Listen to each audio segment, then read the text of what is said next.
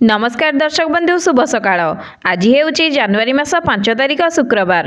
आज मु आपणक पई किछि बछा बछा गुरुत्वपूर्ण खबर गुड़िक नहीं करी आसीची। तेबे दर्शक बंधु वीडियोटी को शेष पर्यंत देखंतु एवं चैनल ले प्रथम थर करी आस्तिले दयाकरी चैनलटी को एबे ही सब्सक्राइब करी पाखे रहिता बेल आइकन को ऑन कर रखितांतु।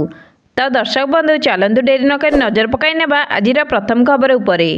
कर्मचारी भविष्य निधि पांठी संगठन बा ईपीएफओ पक्षरु कर्मचारी पेंशन योजना अधीन रे अवसर समय ईपीएफ रु अधिक पेंशन पाइबा निमंते एक स्वतंत्र स्कीम आरंभ करा जायथिला। एही स्कीम रे कर्मचारी तांकर वेतन विवरणी अपलोड करिवार शेष समय डिसेंबर मास 31 तारिख रहिथिला। केंद्र श्रम और नियुक्ति मंत्रालय यही समय सीमा को वर्तमान 5 वर्ष जाए वृद्धि करछंती। समय सीमा वृद्धि पर यही योजना पई आवेदन करथा कर्मचारी वेतन विवरणी ऑनलाइन रे अपलोड करने को नियुक्तिदाता को आसंता मे पर्यंत समय मिलिबो। एबे चलंतु नजर पकाई नेबा परवर्ती खबर उपरे। वर्तमान डाक्तरखाना एवं घरोई ब्लड बैंक गुड़िकरे रक्त पई विपुल परिमाण रे चार्ज आदाय करि परिबे नाही।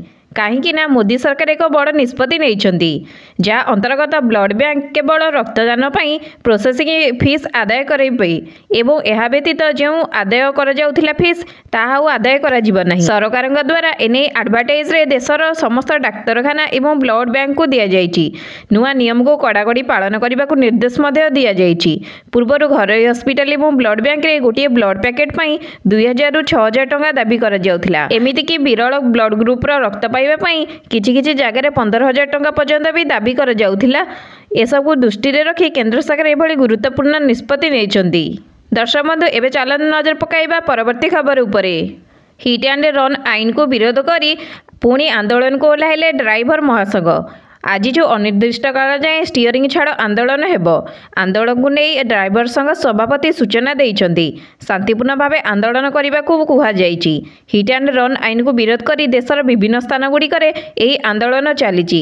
ट्रक एवं बस एवं नफर ड्राइवर माने आंदोलन जारी रखिछंती। राज्य में ड्राइविंग स्टीयरिंग छाड़ आंदोलन जारी रही एवं दिल्ली में जंतर मंतर आलोचना पर आंदोलन पर निष्पत्ति निया ड्राइवर महासंघ पक्षर सूचना दि जाइए। दर्शक बंधु एवं चलन नजर पकाई नेबा परवर्ती खबर उपरे।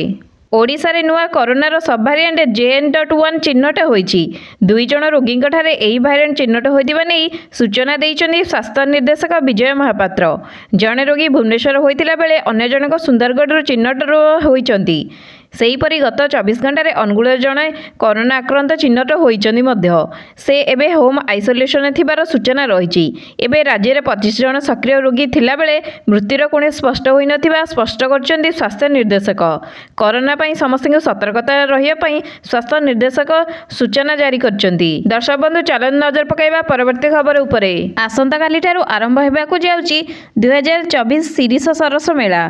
पंचायत राज और पानीय जल विभाग अधीनस्थ ओएमआर द्वारा आयोजन हेबाकू थिबा एही जातीय स्तरीय हस्ततंत्र एवं हस्तशिल्प और खाद्य मसलार एही मेला बरमुंडा बिजू पट्टनायक खेल पड़िया रे अनुष्ठित हेब।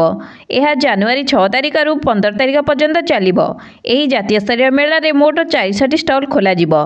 एथिरे ओडिशार समस्त 30 जिल्लारू एसएसजी महिला माने जोग देबे एवं देशर 26 राज्यर एसएसजी महिला माने मध्य सेमानकर हाथ तियारी हस्तशिल्प एवं हस्ततंत्र और खाद्य मसला सामग्री आदि विभिन्न स्टल ले बिक्री करि परिबे। दर्शक बंधु एबे चलंतु नजर पकाई नेबा परवर्ती खबर उपरे। आज आरंभ होईछि +2 कॉलेज रे नेट एवं जेई कोचिंग। वर्चुआल +2 छात्र छात्री पाइबे एही कोचिंग। सबु सरकारी एवं अनुदान प्राप्त बेसरकारी कॉलेज रे आरंभ होईछि कोचिंग। एथिलागी कॉलेज रे स्मार्ट टीवी एवं इंटरएक्टिव पैनल इंस्टॉल करने को निर्देश दिया जाइछि। सर्वभारतीय मेडिकल प्रवेशिका परीक्षा एवं नीट एवं इंजीनियरिंग प्रवेशिका परीक्षा रे ओडिशार छात्र छात्री माने सफलता हार को बढ़ाइबा उच्च माध्यमिक शिक्षा निर्देशालय पक्षरु एभली योजना आरंभ होईछि। प्रतिदिन कोचिंग क्लास उपस्थापन संपर्क में नोडाल ऑफिसर निर्देशालय को अवगत कराइबे। दर्शक बंधु एबे चलंतु नजर पकाई नेबा परवर्ती खबर उपरे। आसंता जनवरी 17 तारिख में लोकार्पण हेब देशर श्रीमंदिर परिक्रमा प्रकल्प। एथिपाई भव्य आयोजन करिछि श्रीमंदिर प्रशासन। एही धार्मिक कार्य लगी देशर प्रमुख देवादेवी पीठ मानकु निमंत्रण करा जाइछि एवं 12 तारिख रु आरंभ होइजिब यज्ञ प्रक्रिया। गजपति द्वारा गुआटेका हेब एवं गुआटेका पर चलिब यज्ञ प्रक्रिया। 3 दिन धरी चलिब धार्मिक एवं आध्यात्मिक कार्यक्रम। 17 तारिख में जोगदेवे देशर 60टी मंदिरर कर्मकर्ता माने। दर्शक बंधु एबे चलंतु नजर पकाई नेबा परवर्ती खबर उपरे। लोकसभा निर्वाचन पूर्व कांग्रेस नेता राहुल गांधी पुणी थरे यात्रा करने को जाउचंती।